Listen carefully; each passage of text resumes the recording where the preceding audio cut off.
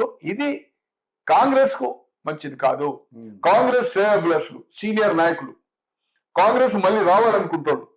ఎమ్మెల్యేలే కావచ్చు, ఎంపీలే కావచ్చు, రాజ్యసభ కావచ్చు, కౌన్సిల్ కావచ్చు, అండ్ ఫ్రంట్ ఆర్గనైజేషన్ ఇది ఒకసారి చర్చించుకొని హైకమాండ్ కు చెప్పే ధైర్యం లేకపోతే అట్లీస్ట్ ఆఫ్ రిప్రజెంటేషన్ ద్వారా పంపించడము. అక్కడికి ఢిల్లీకి వెళ్ళి సోనియా గాంధీ గారి రిసెప్షన్ లో, అదే ప్రియాంక గాంధీ గారికి, అలాగే ఖర్గే గారికి ఏఐసిసి ఆఫీస్ లో, అలాగే రాహుల్ గాంధీ గారి ఇంటి దగ్గరికి వచ్చు కదా.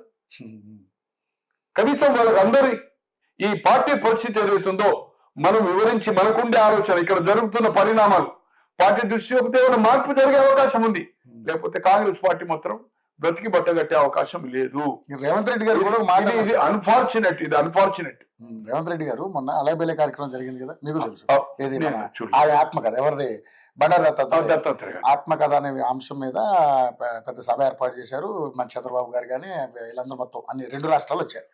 అయితే రేవంత్ రెడ్డి గారు మాట అన్నారు, చంద్రబాబు నాయుడు స్కూల్లో, మోడీ కాలేజీలో చదువుకుని రాహుల్ గాంధీ దగ్గర ఉద్యోగం చేస్తున్నా అని రేవంత్ రెడ్డి కరెక్ట్ కదా. ఆయన ఆర్ఎస్ఎస్లు ఉండే కదా, ఆర్ఎస్ఎస్లు ఉండే, వాళ్ళతో సంబంధం ఉండే దత్తాత్రేయతో చాలా అసంతృప్తిగా ఉన్నాడు. దాంట్లో ఏతుందో చంద్రబాబు మీద ఇప్పటి వరకు క్రిటిసైజ్ చేయలేదు. బీజేపీ కిషన్ రెడ్డి మోడీ కావచ్చు, కానీ ఇక్కడ ఉండే నాయకులతో ఆయనకు చక్కటి సంబంధం ఉంది. కేసీఆర్ తోటి ఎందుకంటే అతను దాంట్లో పనిచేసి వచ్చినా కూడా ఆయనను కక్షతో 2 సార్లు జైలుకు పంపించింది కనుక, ట్రాప్ చేసింది కనుక, దాంతో ఏదైతుందో ఆ కక్షతోటే కదా కాంగ్రెస్ వచ్చింది. ఓటుకు నోటు కేసు లేకపోతే అసలు ఈ ఫైర్ గాని, ఈ పాపులారిటీ గాని, ఈ పంచ్ గాని, ఈ యొక్క డ్రైవ్ గాని లేకుంటే డెఫినెట్లీ అతని డ్రైవ్, అతని అటాక్, అతని వాక్చాతుర్యంతో ఏదైతుందో కాంగ్రెస్ ఎవరున్నా కూడా పిసిసి అధ్యక్షుడిగా ఇంత ఆయారం గయారంలో టికెట్ ఒప్పుకునే వాళ్ళు కాదు రియల్ కాంగ్రెస్ మెన్. ఆయన అధికారం రావాలా. ఒకటి సర్వే ఎవరైతే సునీల్ కొనుగోలు చేసిండో కాంబినేషన్ ఉండే ఏఐసిసి కూడా ఈసారి రాకపోతే కాంగ్రెస్ పార్టీ తెలంగాణలో రాదు అని వచ్చింది.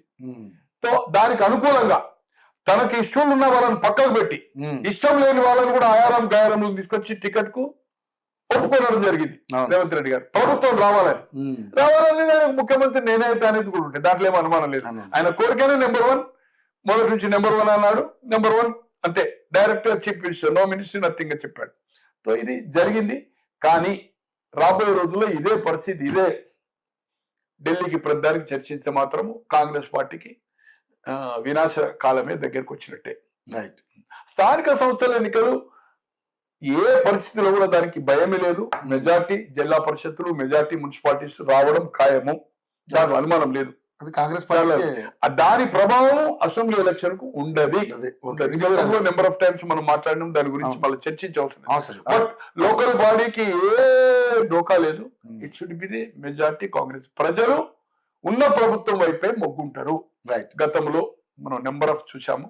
దానికి జనరల్ ఎలక్షన్ సంబంధం ఉండదు.